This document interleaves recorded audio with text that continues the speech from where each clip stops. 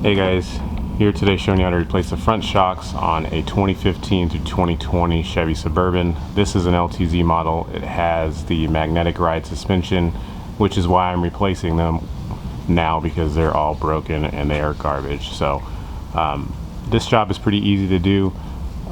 There's one part that's a little bit difficult. It's basically using some brute force to kind of pry the suspension down while you get the shock out, but it's really not too bad if you have a pretty big pry bar.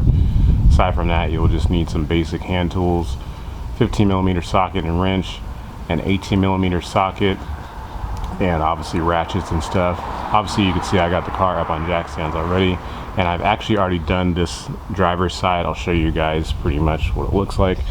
I got a new KYB shock in here. I just went on ahead and bought their Strut Plus shock. I got it from Rock Auto. It was $350 for both shipped. And like I said, this is not a magnetic or Magna Ride shock. I'm going to go ahead and just delete the Magna Ride and use a computer module to fool the computer to thinking they're still here. But overall, these look like they should hold up, I hope.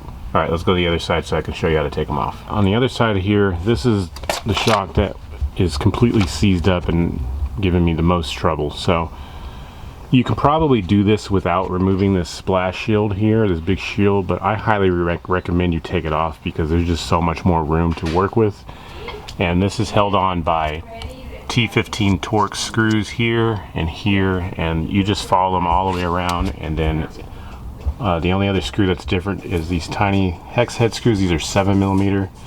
And then right under here in the front where my hand is at, now it's hard to see, there's two 10mm screws right in there. So two 10s, the 7s, and then all T15s. So I'll go ahead and take all those off now.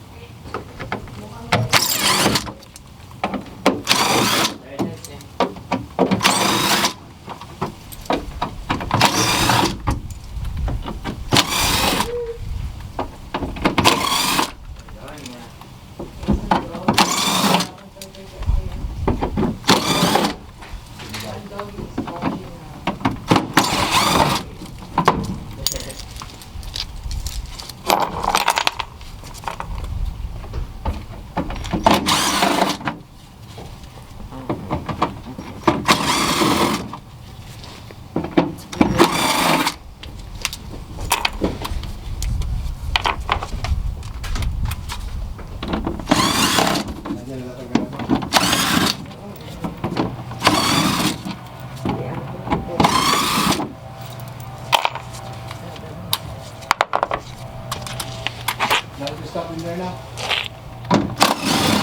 Where is it? Okay. Is it all together?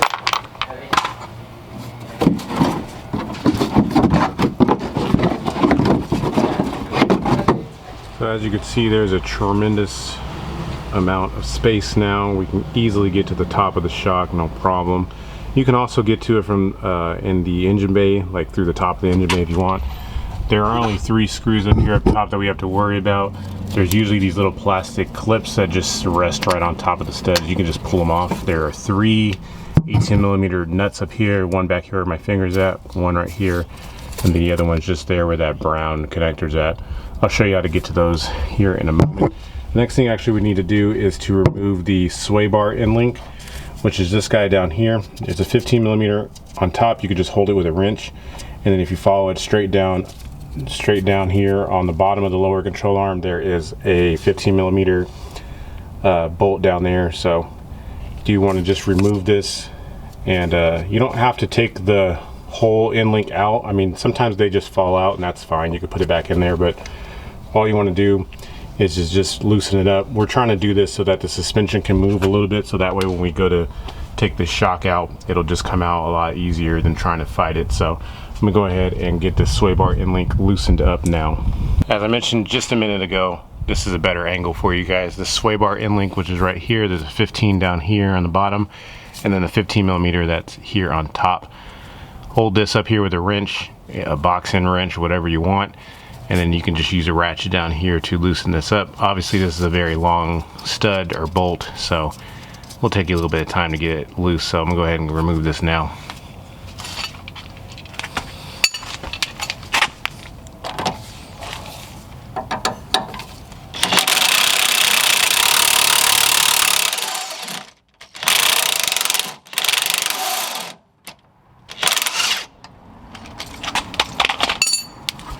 so.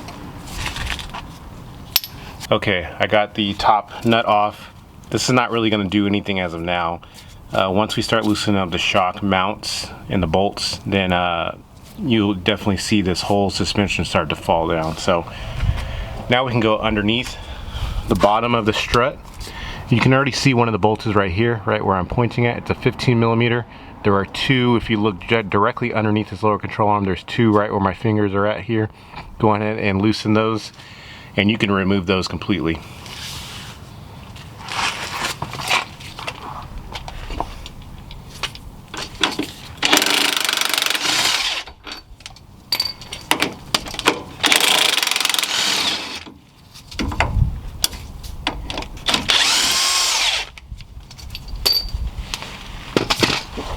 As you can see, the suspension can now move. This is just enough room to get this shock out. So really the last thing we have to do is just get the top 3 18 millimeter nuts off, and then we can go ahead and remove the strut assembly. So again, as I said earlier, there are 3 nuts. There's this one right here, this one over here. Just take this little plastic off. 1, 2, 3. I like to just try to remove them from inside the engine bay. So basically I just would come up here up top, and if you look straight down, I won't be able to get this camera angle because there's too much stuff in the way, but pretty much straight down right here. I'll show you the other side of the truck so you kind of know what I'm talking about. Straight down here. I don't know if it'll focus on it or not, but here's the top of the other side. You can see there's 3 bolts here, one right there, one right here, and one over here. It's the same situation on the other side. If your truck has magnetic ride like mine does, there will be a connector that you need to remove. So as you can see here, if you follow this here, sorry the camera works kind of shoddy, but there's one wire that comes out of the top of these things. This wire right here goes over to this connector that's just right here.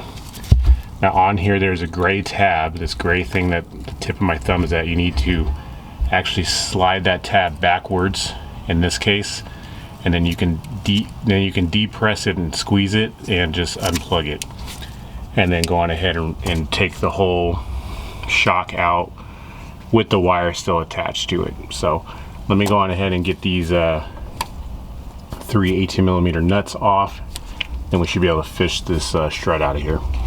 Well, I do apologize. I thought I was pressing the record button, but I wasn't. But anyway, I went on ahead and just went straight down from the top in the engine bay to get these out, and you can see the shock is now loose. Now, this is the hard part I was telling you about. If you look down at the bottom here, the goal is really to push down the suspension enough to where you can push the bottom of this off of these mounting tabs. Kind of like that, where I see I already have it off. Mine was easy because this strut is completely seized. So, you know, it's already compressed, so I can get it out. The other side, you may have to use a pry bar to help you. The other side, you might have to use a pry bar to help you kind of push down the suspension while you push the bottom out. And then from here, you would think you take it out from the bottom, but you don't. You actually lift it up out of the top here, and then when you put the new one in, you slide it into the top here. So let me go ahead and remove this one.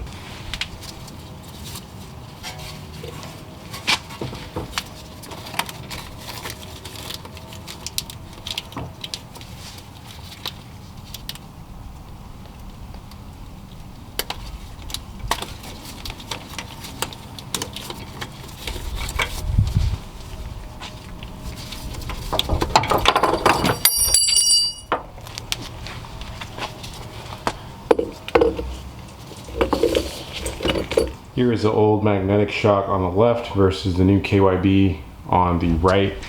I said I went on ahead and got the KYB Strut Plus. Part number is SR4546. You don't have to get these. You can go with whatever company you want. Again, I am deleting my MagneRide, so that's why there's no connector on the top of this one. If you were replacing this with a magnetic ride shock, obviously yours would have the pigtail already on it, and you would have to get those from GM or possibly a company called R-Knot. They, I believe, make replacements as well. But I'm gonna go ahead and get this one installed now. This one you can see is a lot shorter than this one because this one is completely seized up. It just doesn't move. It's just literally there. So you can imagine how bumpy the ride is because it just doesn't work. It doesn't even move. So I'm gonna go ahead and get this one back in here. Installing this is pretty much the same as removing this one out, kind of going from the top, going ahead and try and set the bottom ears right here on top of the lower control arm. You may have to use a pry bar to get it in there, but you just gotta have to do your best to manage what you can.